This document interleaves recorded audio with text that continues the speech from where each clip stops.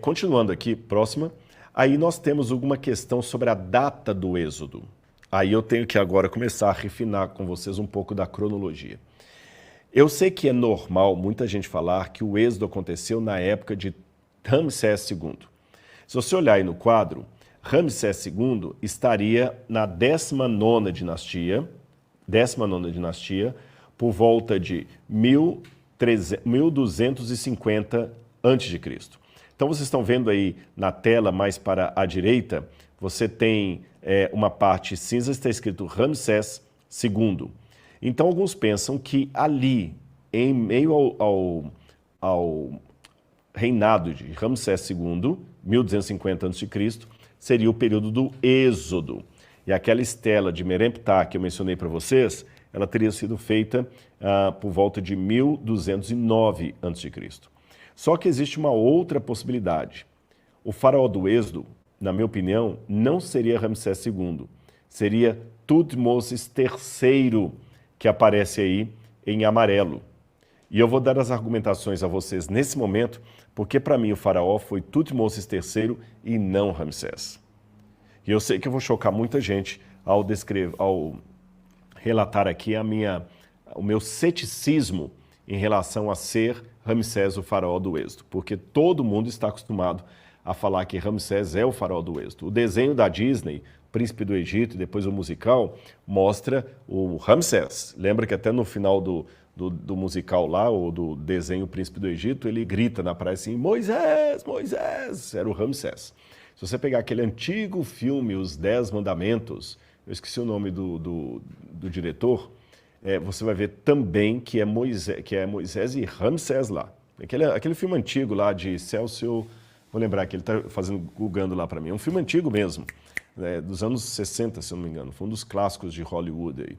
E ele coloca Ramsés como sendo o faraó do Êxodo. Se você pegou o nome? Cécio Demy. Se você pegar também a novela Os 10 Mandamentos da Record, também mostra Ramsés como sendo o faraó do Êxodo. Mas para mim não foi. E vou explicar a vocês primeiro por que as pessoas acham que foi ele. Vamos à Bíblia Sagrada? Aliás, você está acompanhando com a Bíblia? Se não, corre lá, pega uma Bíblia no quarto ou na sala. É importante você acompanhar esses textos aqui, lendo aí na sua própria Bíblia, marcando. Eu estou dando uma aula de teologia para você nesse momento. Aproveite essa oportunidade. Você nem fez vestibular, não está na faculdade e está recebendo uma aula de teologia. O que as pessoas dizem comumente? Por que virou essa tradição de falar que Ramsés é o faraó do Êxodo? Eu lembro uma vez que eu tive uma situação lá no Egito com um muçulmano querendo insistir para mim que era Ramsés sim e tudo.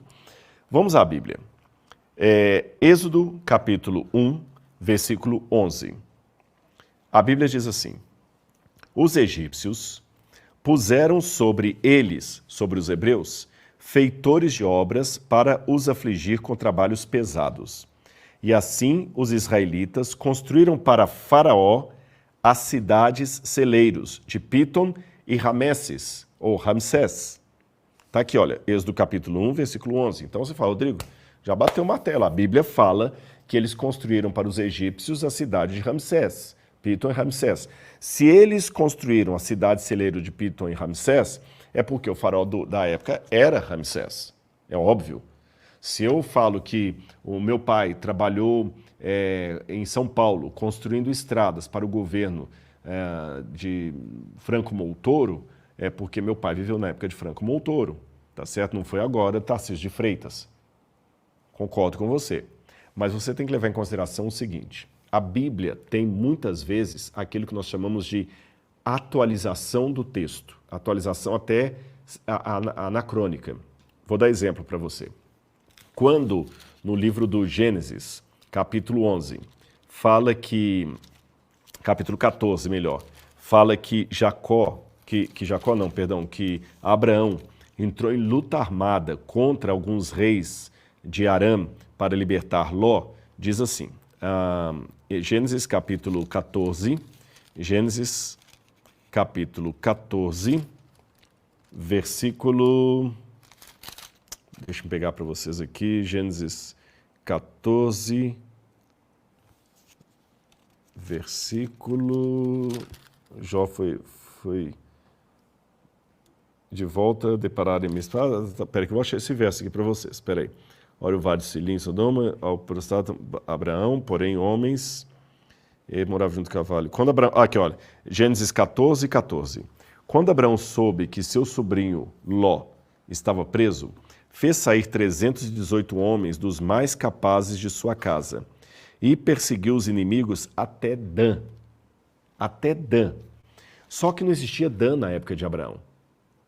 Dan era o nome da cidade de Lechem, e Lechem só vai receber essa cidade depois que os descendentes de Dan tomam conta dela. Aí eles mudam a cidade para o nome de Dan. E sabe quando é que vai ser isso? Muito tempo depois. Porque Dan era neto de Abraão. Não, bisneto.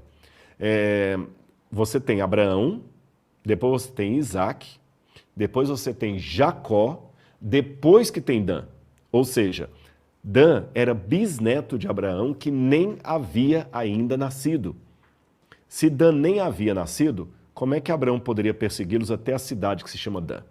Isso é um anacronismo, tá certo? É um anacronismo bíblico para facilitar o texto. Anacronismo aqui não é uma mentira. O que o autor do Gênesis fez foi aquilo que os professores de história fazem na escola, quando eles falam assim, em 1500, Pedro Álvares Cabral descobriu o Brasil. Mas eu pergunto a você, 22 de abril de 1500, havia Brasil na época para Pedro Álvares Cabral descobrir? Não. Pedro Álvares Cabral descobriu uma terra indígena, isolada, desconhecida, que muito tempo depois receberia o nome de Brasil.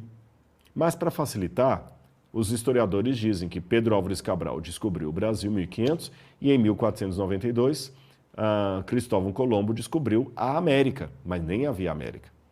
É uma atualização do texto. Aqui no Êxodo também tem uma atualização do texto. Eu vou mostrar a você que tem. Ora, abra comigo agora em Gênesis capítulo 47, Gênesis capítulo 47, versículo 10. Na minha tradução diz assim, está falando de José do Egito, hein? José do Egito, ou seja, muito tempo antes de Moisés, muito tempo antes dos hebreus irem como escravos para o Egito. Depois, Jacó abençoou o faraó e saiu da sua presença. Então José estabeleceu seu pai e seus irmãos e lhes deu propriedades na terra do Egito, no melhor da terra, na terra de Ramsés, como o faraó havia ordenado. Percebeu? Se a presença de Ramsés em Êxodo significa que o povo de Israel construiu uma cidade para o faraó Ramsés, então José do Egito também conheceu Ramsés, porque diz que ele colocou o pai dele e os irmãos na terra de Ramsés. A arqueologia nos ajuda a desvendar essa aparente incongruência. É que o Ramsés, ele era um camarada que ele tinha muito a mania de roubar coisas de outros faraós e colocar o emblema dele. Ele fez isso até com o pai dele, Sete I. Há cartuchos que foram descobertos que tem o nome de Sete I e o Ramsés foi lá e apagou o cartucho e escreveu o nome dele por cima. Hoje a gente sabe que tinha um outro nome escrito porque com leitura infravermelha você consegue ver as letras que estavam por debaixo antes de serem apagadas. É como se fosse um luminol. Peritos jogam luminol aqui nessa mesa e se houve sangue aqui, o luminol vai mostrar o sangue mesmo depois de ter lavado e esfregado a mesa. Essa espécie de luminol também da arqueologia me permite ver que escrita estava por debaixo daquela que foi feita na antiguidade. E em vários emblemas que está o nome de Ramsés, embaixo está o nome de Sete I, o seu pai. E nós sabemos também pela história que o faraó Ramsés II construiu uma cidade em cima da cidade de Avares, que era a capital dos Ixos. Então, o que eu deduzo? Os hebreus foram para o Egito na época dos Ixos, José do Egito, quando Jacó traz os seus irmãos para lá na época de José do Egito. Eles moram na cidade de Avares, que era a capital do Egito na época. Com o passar do tempo, o Ramsés vem e constrói uma cidade por cima. Então, o autor bíblico, para poder atualizar o texto, falou o seguinte, olha, eles construíram a cidade de celeiros, essa que hoje vocês chamam de Ramsés, tá bom? Mas não era a cidade de Ramsés. Aí você pode falar, tá, Rodrigo, mas isso é o bastante para você negar que Ramsés seria o faraó do Êxodo? Porque o Êxodo não fala qual que é o nome do faraó, Poderia ser o Ramsés? Não, por esse detalhe aqui. Eu vou ler com vocês agora o livro de 1 Reis, capítulo 5, que vai falar de Salomão. 1 Reis, capítulo 6, versículo 1. 1 Reis, capítulo 6, versículo 1. Diz assim, ó, preste atenção. No ano 480, depois que os filhos de Israel saíram do Egito, Salomão, no 4º ano do seu reinado sobre Israel, no mês de Ziv, que é o 2º mês, começou a edificar a casa do Senhor. Agora você vai me ajudar aí fazendo uma continha. Olha o que a Bíblia diz. A Bíblia diz que no 4º ano do reinado de Salomão, ele começou a edificar a casa do Senhor. E que isso aconteceu 480 anos depois que o povo de Israel saiu do Egito. Ficou claro? Então eu vou te facilitar a conta aí. Escreve num pedaço de papel para mim aí. Pegou uma folha, um papel? Então você vai escrever aí. A maior parte, a maioria absoluta dos historiadores entendem que o 4º ano do reinado de Salomão foi no ano 965 a.C. Anota aí. 965 a.C. Anotou? Ok. Nesse ano, já haviam se passado 480 anos desde que o povo de Israel saiu do Egito. Você sabe que antes de Cristo os anos são em ordem decrescente. Concorda comigo? Você tem primeiro ano 400, depois 399, 398, vem de trás para frente. Ora, se 963 a.C. é o 4º ano de Salomão, e se o 4º ano de Salomão ocorre 480 anos depois que o povo hebreu sai do Egito, então você tem que pegar 963 e somar 480. Aí você vai descobrir quando é que o povo saiu do Egito. Faz a conta aí para você ver. 480 mais 963 vai dar 1445.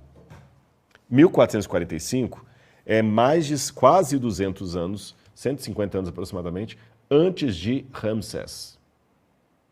Então não pode ser Ramsés o faraó do Egito, o faraó do Êxodo. Porque, de acordo com essa passagem aqui, o Êxodo tem que ter acontecido quase 150 anos antes dele. Na época de outro faraó, aí vai bater com o faraó Tutmoses III. Quer mais uma evidência bíblica? Vou dar mais uma para você. Juízes capítulo 11, versículo 26. Juízes, capítulo 11, versículo 26. Aqui é a história de Jefté. E Jefté estava discutindo com os cananitas. Olha, tanto tempo que nós estamos aqui, vocês nunca reclamaram a terra, por que agora vocês querem tomar a terra de volta de nós?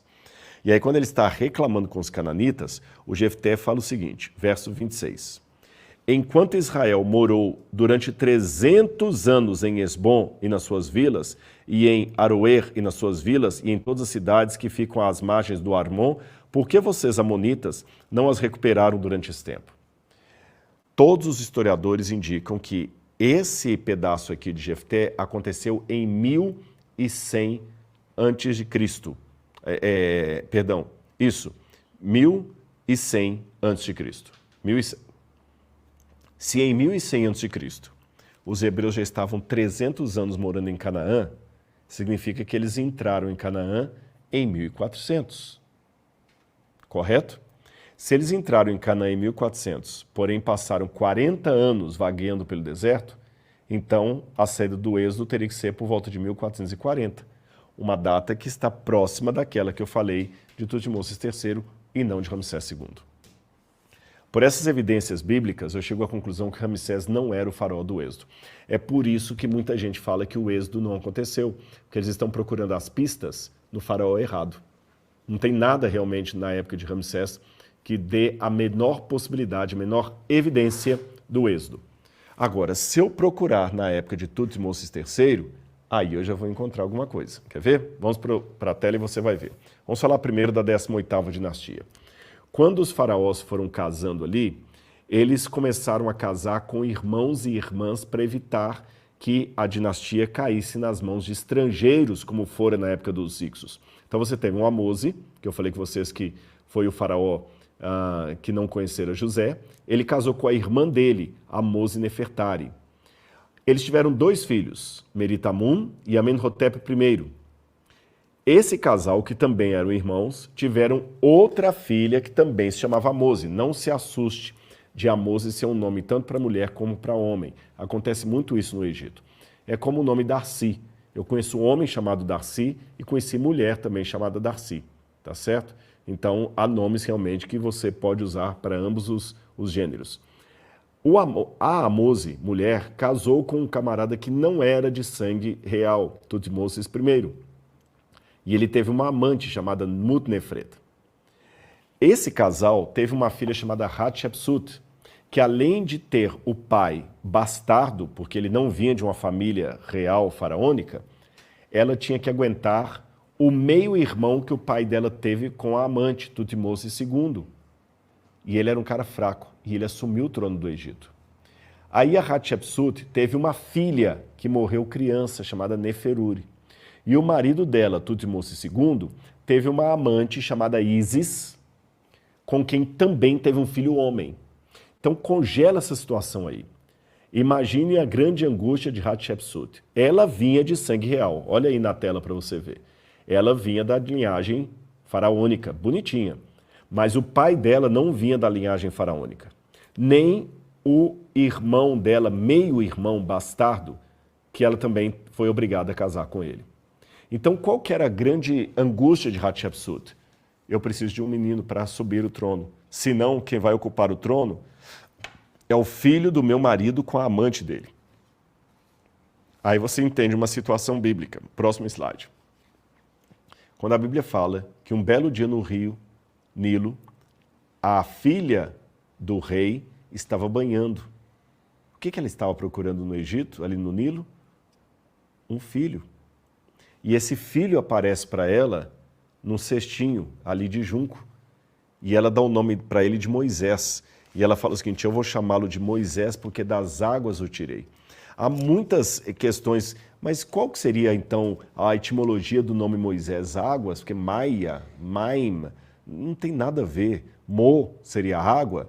Qual seria o sentido do nome Moisés? Uma possibilidade é a seguinte, olha o próximo slide aí. Essa é a forma que está à esquerda, é como se escreve o nome de Moisés em egípcio, tá bom? A primeira aqui.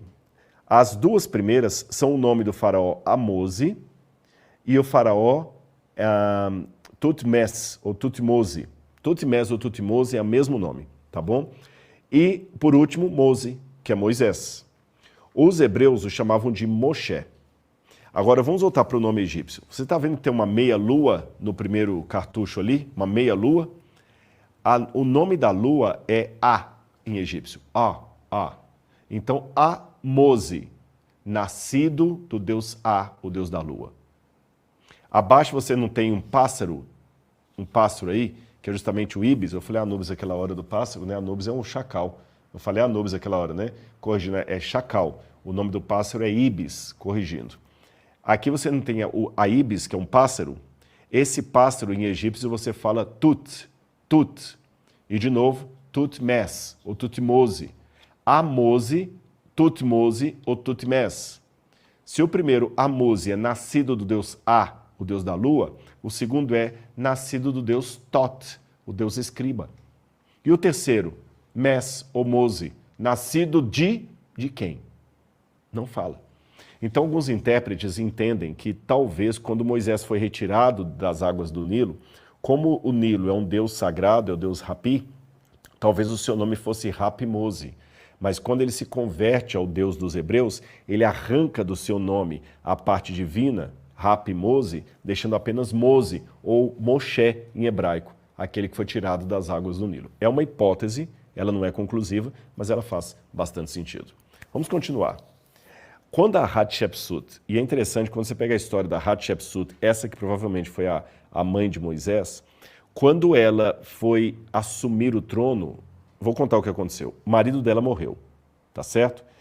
Para impedir que o filho bastardo assumisse o poder, a Hatshepsut, ela mesma, sentou-se no trono do Egito, vestiu-se de homem e ela foi a primeira mulher faraó do Egito.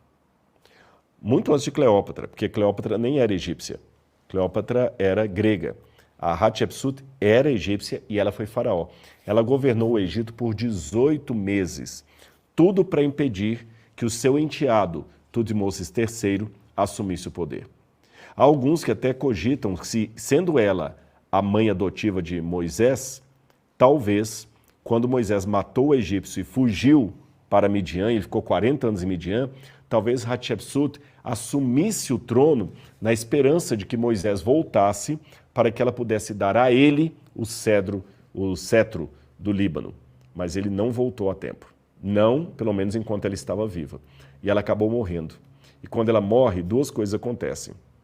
Tutmoses III assume o poder, o enteado dela, o filho bastardo do marido dela com a amante, ele assume o poder, ele manda apagar todo o vestígio dela e ele escraviza com mão pesada os asiáticos que estavam lá, leia-se, os hebreus. Vou mostrar para vocês algumas das depredações que ele fez contra Hatshepsut. Está vendo essa silhueta aí? Ela está no templo mortuário de Hatshepsut de Deir al-Bahari. E note que alguém deliberadamente, com um cinzel, picotou toda a imagem desse faraó. Sabe quem que era esse faraó? A Hatshepsut. Nós sabemos disso porque o nome dela estava escrito ali e também foi todo picotado para que ninguém pudesse ler. Próximo. Olha outra aí. Você está vendo que você tem dois deuses do lado. Você tem do lado direito o deus Ibis, que eu falei com vocês que é o deus Tot, o deus escriba. E do outro lado você tem mais apagadinho um falcão, que é o deus Horus, o filho de Osíris.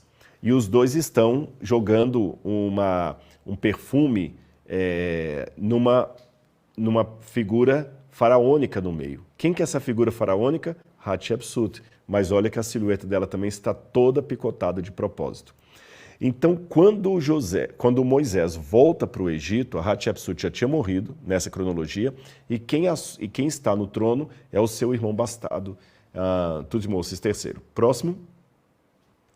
Esse aqui é o templo de Deir al-Bahari, onde Hatshepsut foi sepultada e onde está aquela silhueta que eu mostrei. Mas olha que curioso. Ninguém tinha encontrado a múmia de Hatshepsut até há pouco tempo. Até duvidaram que ela tivesse de fato existido.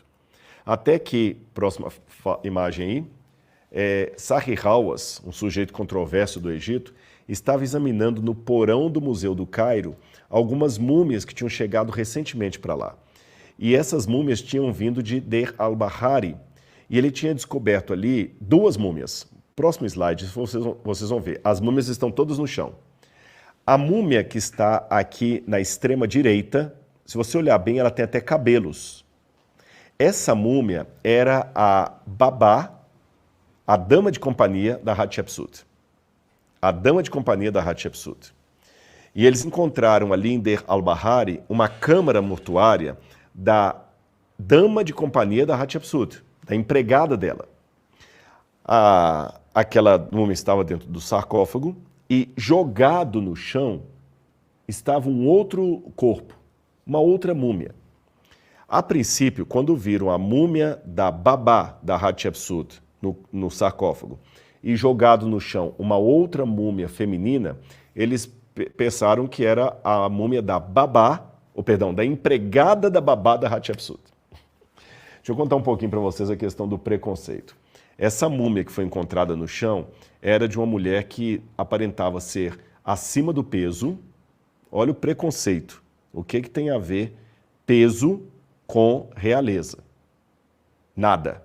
Mas o preconceito levou muitos a pensar assim, olha, se ela está jogada aí no chão, ela é gorda, olha que preconceito ridículo.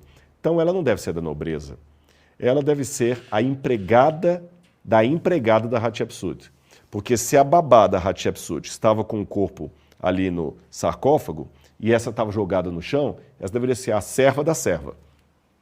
Mas não foi bem assim que o quadro se desenvolveu.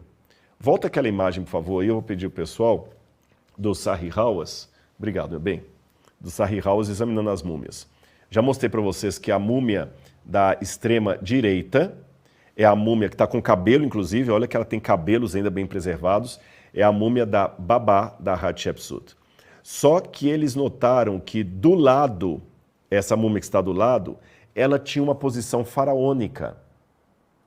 e somente pessoas da família real faraônica ou que trabalhassem muito próximos da família real faraônica podiam morrer com a mão assim. Normalmente, pessoas mais simples do povo morriam com as mãos para baixo. Somente quem era da família real faraônica ou tinha um alto cargo ali no palácio poderia morrer mumificado com a mão assim ou assim. Tá certo? Como aquela múmia encontrada no chão estava com a mão assim, na verdade era a esquerda, eles deduziram, ela então não poderia ser uma mulher qualquer. Foram examinar aquela múmia. Pode continuar. Essa é a múmia da Babá, olha os cabelos dela ainda preservados, apesar de 3.400 anos de existência. E agora a próxima múmia, a múmia de uma mulher, que eles deduziram que poderia ser até uma faraó. Deixa eu explicar para vocês por que naquela foto ela estava com a mão para baixo e depois para cima. Eles perceberam que, na verdade, houve uma manipulação indevida do braço dela, então eles acabaram forçando, quebrou o braço dela, assim, ele estava quebrado. Depois eles perceberam que ele estava em posição faraônica, assim, tá certo? Por isso que uma foto está diferente da outra. Isso foi antes deles perceberem que alguém deliberadamente manipulou mal essa múmia. Aliás, muitas múmias foram destruídas no Egito, foram jogadas na fogueira, você não faz ideia. Aí, qual a pista para ela ser a Hatshepsut? Essa caixa continha um dente da Hatshepsut. Um dente guardado aí com o nome dela escrito do lado de fora. Esse dente, inclusive, estava em todos os pertences da babá da Hatshepsut. Quando eles pegaram aquela múmia encontrada no chão, próximo, e fizeram um raio-x dela, perceberam que na sua boca estava faltando um dente molar. Percebam o dente faltante aí. E quando fizeram um exame de DNA, perceberam que o mesmo dente faltante aí era o DNA do dente que estava dentro daquela caixa. Com isso, bateram o martelo próximo, nós havíamos encontrado então a múmia da Hatshepsut, provavelmente a mãe adotiva de Moisés. Mas voltando a falar no faraó Tutmosis III, o filho bastardo da Hatshepsut, né, que na verdade era o enteado, filho do marido dela com a amante, quando Moisés volta, ele que assumiu o poder. E lembra que eu falei o que ele fez? Ele mandou apagar todos os cartuchos, tudo que era nome da sua madrasta, que ele tinha ódio dela, e ele também começou a pegar pesado, escravizando todos os asiáticos que estavam ali. Então, na minha opinião, cronologicamente falando, Moisés, quando volta, provavelmente o faraó que estava no trono, longe de ser Ramsés, era Tutmosis III.